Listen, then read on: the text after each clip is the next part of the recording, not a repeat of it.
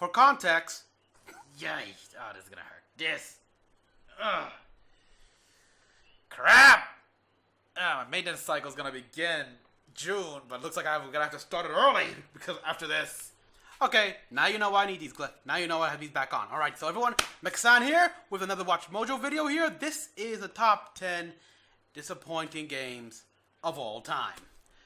Okay, and in the thumbnail we had Eden Versio from Star Wars Battlefront 2, which I still have not bought. And I'm wondering if it's gone, how much it's gone down in price as of yet. But I also heard it's like Season 2 of the multiplayer is out, which, so what? I mean, I also heard that EA has stopped servicing the game, just abandoned it completely. Oh, we also had Duke Nukem from Duke Nukem Forever, which, yes, I have not played the game as well. In fact, I've never played a Duke Nukem game. Yet, I have heard, Jesus, what, 10 years hiatus, just, the negativity of that game just never ended. So let's see what other games that WatchMojo has listed here, because, I mean, besides superhero games, actually, you know what? No superhero or movie tie-in games, because that's just too easy. The higher your expectations, the worse your disappointment. Welcome to WatchMojo.com, and today we'll be counting down our picks for the top 10 disappointing games of all time. Didn't we do this already? Actually, now that I remember. Didn't you do this? For more gaming videos, Sonic the Hedgehog. Out our new spin-off channel, Mojo Plays, for in-depth reviews, thoughtful video essays, detailed character origins, and insightful commentary. Mojo Plays, games smarter. For this list, we're not looking at any particular genre. I like that game. The most disappointing games across all of gaming history. What makes them disappointing isn't always that they're bad games, though sometimes they really are, but rather that they were overhyped. Oh boy, No Man's Sky. Repeatedly delayed or just... I was really looking forward. Oh boy. Graphically looks beautiful, but from what I hear, it's like, wow. Square Enix, how can you... Spore? I mean, it's been a while, but wasn't that game, like, praised when it came out or something like that? They had some problems, but people liked it. With so much variety, couldn't help but get kind of samey and dull after barely an hour of initial gameplay. Spore sees players create their own creatures, tribes, cities, and eventually travel into space. How many mods are there for this game? Ended up being what feels like a series of mini-games, with only the final space stage feeling unique and exciting. Unfortunately, lots of players gave up with its repetitive gameplay long before they even reached that point. After 8 years in development hell, it was just too late. 8 years in development hell? I don't think I remember that, but it's been a while. This was back when X-Play was still around, I believe. AKA Sonic 06. What the? Huh? To Sonic, he's probably actually had more bad games than he's had good ones, but none are quite as bad as Sonic 06. Okay, the time travel Sonic Adventure and Sonic Adventure 2, I got it for Dreamcast, Sonic Adventure 2 Battle, I love those games. It's really bad. The main reason for its problems is that the developers didn't actually, finish it. Instead, rushing to release an untested beta riddled with glitches and oversensitive controls. But the worst thing about this game was its broken camera, which would randomly just rotate and cause you to not see where you're going. Who? Why pushed? Number 8, Star Wars Battlefront, EA series. And just number 8? You'd be forgiven for thinking that after the flop MMO that was Star Wars Galaxies in 2003, I think I recall that Star Wars Galaxy, but unfortunately, EA failed to heed this warning not once, but again, twice. number 8? Really? Okay, now I'm almost scared to find out what's on top, besides, Duke Nukem, but... new single-player campaign, which even John ended up complaining about. Then in 2017, for what was supposed to be an apology for these issues, EA implemented such a predatory progression system. Yeah, an apology. It's like, we're sorry for that, so here's a campaign, what you want. Nice campaign, hope you like it. That's how it was. The rebellion dies. Oh, for crap. Number 7, Deus Ex Invisible War. Never played it. What kind of assignment do you expect with that attitude? Never played this game. A risky one, with a big salary. The original Deus Ex released in the year 2000 and is regarded as one of the greatest and most my first Deus Ex was Human Revolution. Which is why its sequel 3 years later was such a disappointment. While on its own, Invisible War isn't necessarily a terrible game, it's a letdown by comparison to the other entries in this groundbreaking series, as well as the hardware of the original Xbox, with small map sizes and bland environments. Okay, original Xbox, yeah, did not have that. Innovative heights, along with heavy casualization of a lot of the systems, this entry fell way short of what it should have been. Damn. Let's go. Number 6, Final Fantasy 13. Okay, this is where I call why. What? Any series that runs as long as Final Fantasy. I've only played the first and second game. Haven't played the third game yet. Long-running fans pretty much agree that 13 But fell short on expectations. I don't know, I like the From game. start, most of its core characters were dull and hard to care about. The combat system Really? was overhauled and modified to make it, well, worse. And finally, the biggest criticisms were aimed at its linear structure. Taking a I don't mind. true, more open-world RPG formula and turning it into a linear experience with way less exploration. I don't know, way less maybe it's town, and way less side missions was just a bad move. I don't know, maybe because I don't really take preference, but I didn't mind at all. Number 5, No Man's Sky. Oh boy.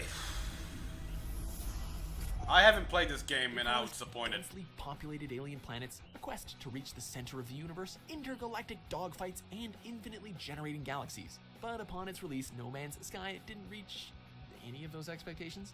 While it may include some 18 quintillion planets, the possibility of finding anything interesting on them was kinda slim to nil, and it's widely considered to have one of the most misleading and disastrous marketing campaigns in gaming. Nice rover Small though, but team it looks of like Hello the looks Games like didn't the have the manpower to make Nomad the game from everything it promised it to Andromeda. be, much to the disappointment of gamers everywhere. Number 4, Aliens Colonial Oh yeah. No. Wait. I At think I would prefer, like a lot of people, to forget that. I never even played it. It's like Jesus. Disguised all of the development issues that had been Alien plaguing it for Isolation, years. I have to play. Developed by Gearbox Software, rumors began that the developer had been focusing its efforts instead on its popular Borderlands series, among others. What was eventually released was a game with a bad story, bad graphics, and bad gameplay, which didn't live up to the name of this giant what the sci-fi hell? franchise. This this jittering, like, hold still. Number 3, Daikatana. He stole the sword and then used its magical I got no powers clue. to go back in time. Wait, what? Announced in 1997, it promised to revolutionize the first-person shooter genre. A game which crosses into 4 different time periods with more That weapons guy's and got a enemies than cool, anyone had like ever a seen before. gauntlet weapon? It's not surprising that gamers had high hopes for Daikatana. Unfortunately, the game fell victim to the egos of its top developers, who ran an infamous ad which only read, "John Romero's about to make you his bitch." Trying to force it out quickly actually led to numerous delays, and by release, When it will actually people fell learn? behind its competitors technologically and had glitchy gameplay, annoying AI, and a very bad story. Pardon the interruption, Miyamoto-san. Miyamoto. Okay, I like the honorifics being used, but Number 2, everything by Rare after Microsoft's buyout. oh, Sea of Thieves. Yeah. For more Again, than I heard 20 nothing but bad Rare was things. one of the leading developers in gaming, Play that game. responsible for such I think I still- do I still have that game? I don't know. Still have that game. Don't have that game. To name a few. But in 2002, Rare was purchased by Microsoft for Banjo $375 never completed that million, game. and it all went downhill from there. Their last game with Nintendo, Star Fox Fox Adventures, had noticeably cut corners. Yeah, Super I Dark got that Zero game. released in an unfinished state, and Banjo-Kazooie Nuts and Bolts. I've heard were nothing but radical good departure things its from beloved Perfect predecessors. Dark, the Now, with franchise. the recent release of Sea of Thieves, I'd like to the game play was more. in Give- development, come on, only give to her a release with next reboot. to no actual content. It seems that Rare's fate has all but been sealed. Or yeah. Before we unveil our top pick, here are a few honorable mentions. All right, show me what you got. Castlevania 64. Don't play Castlevania.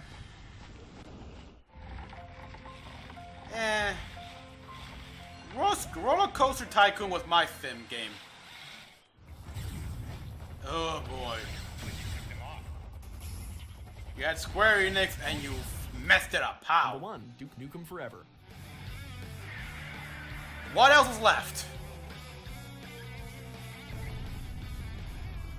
15 years. 15 years of combined hype and development for the highly anticipated sequel to one of the greatest first-person shooters of the 1990s. Well, it's no wonder that Duke's 50? legacy comes Ay, crashing ay, down ay, in such a ay, fun, ay. having switched through multiple engines, multiple developers, and multiple 15 publishers años throughout its esperando disastrous para este development juego. period, what finally emerged Ay, from yo no this puedo rollercoaster creer was a como- game that was stuck ay, with its ay, outdated ay. gameplay mechanics and even more outdated jokes. So unless Half-Life 3 ends up suffering a similar fate, Duke Nukem will forever go down as the most disappointing video game of all Oh, time. not so bad, What but about the game, Duke? Was it any good? no, apparently not. But After 12 years, it should be. Do you agree with our picks? Check out these other great clips from WatchMojo and subscribe.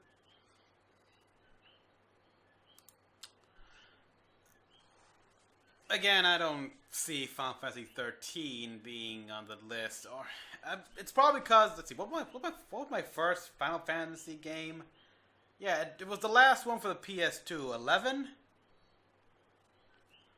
Yeah, I mean that was my last game, and after that, I played Final Fantasy. Final Fantasy 13. I played. I enjoyed that game, and I didn't. Maybe again, it's most likely because I did not have the whole previous iteration to color my perception. But I had fun, and as well. And then the sequel came out. I had fun. I got the third game still. I haven't played that yet. I should. I want to play that yet, but I got a stack of other games, and well, we know how long Final Fantasy games are. But I don't get the hate. I honestly, I just can't comprehend the hate, and this stems obviously from my ignorance. So I'm sorry, Final Fantasy fans. I don't get what you are upset about. And of course, we got Star Wars Battlefront series, which 8.